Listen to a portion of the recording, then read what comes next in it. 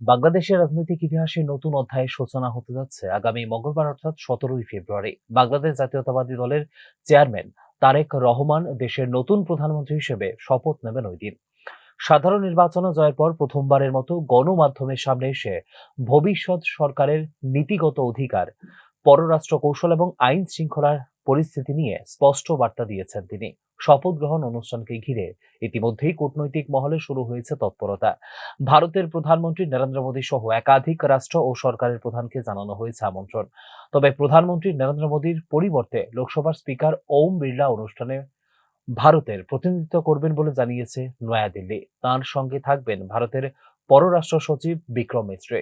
17ই ফেব্রুয়ারি মুম্বাইয়ে ফ্রান্সের রাষ্ট্রপতি ইমানুয়েল ম্যাক্রোর সঙ্গে পূর্ব নির্ধারিত দ্বিপাক্ষিক বৈঠক থাকায় মোদির ঢাকা সফর সম্ভব হচ্ছে না বলে জানিয়েছে ভারতের পররাষ্ট্র মন্ত্রণালয়। এছাড়া সার্কভুক্ত দেশগুলির অধিকাংশ নেতাকে আমন্ত্রণ জানিয়েছে বাংলাদেশ। পাশাপাশি চীন, মালয়েশিয়া, সৌদি আরব ও তুরস্কের মতো বাংলাদেশের ঘনিষ্ঠ অংশীদার দেশগুলোর শীর্ষ নেতৃত্বকেও জানানো হয়েছে আমন্ত্রণ। ঐতিহ্যগত রাষ্ট্রপতি ভবনের পরিবর্তে ঢাকার জাতীয় সংসদ কমপ্লেক্সের দক্ষিণ প্লাজায় অনুষ্ঠিত হবে এবারের শপথ গ্রহণ অনুষ্ঠান। রাজনৈতিক বিশ্লেষকদের মতে এটি জনগণের প্রতিনিধিত্বমূলক প্রতিষ্ঠানকে সামনে রেখে বহন করছে ক্ষমতা গ্রহণের এক প্রতীকী বার্তা।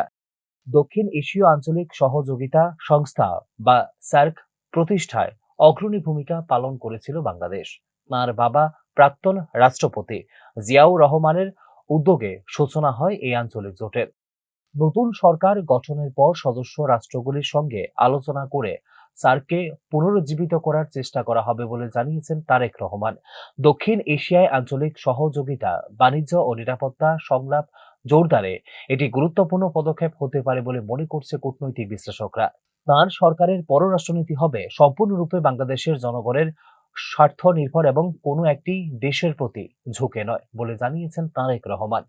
চীনকে বাংলাদেশের উন্নয়নের গুরুত্বপূর্ণ অংশীদার হিসেবে উল্লেখ করে ভবিষ্যতেও দুই দেশের সহযোগিতা অব্যাহত থাকবে বলে জানিয়েছেন তিনি। একই সঙ্গে বহুমুখী কূটনৈতিক ভারসাম্য বজায় রেখে আন্তর্জাতিক সম্পর্ক পরিচালিত হবে বলে জানিয়েছেন তিনি। ভারত থেকে প্রাক্তন প্রধানমন্ত্রী শেখ হাসিনাকে দেশে ফিরিয়ে আনার বিষয়টি সম্পর্কে সম্পূর্ণরূপে আইনি প্রক্রিয়ার উপর নির্ভরশীল বলেও জানিয়েছেন বিএনপির chairperson Tarique Rahman.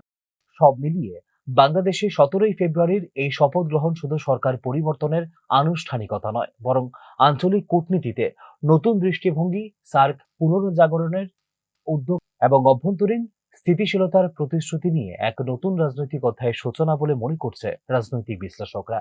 Bureau report, news now.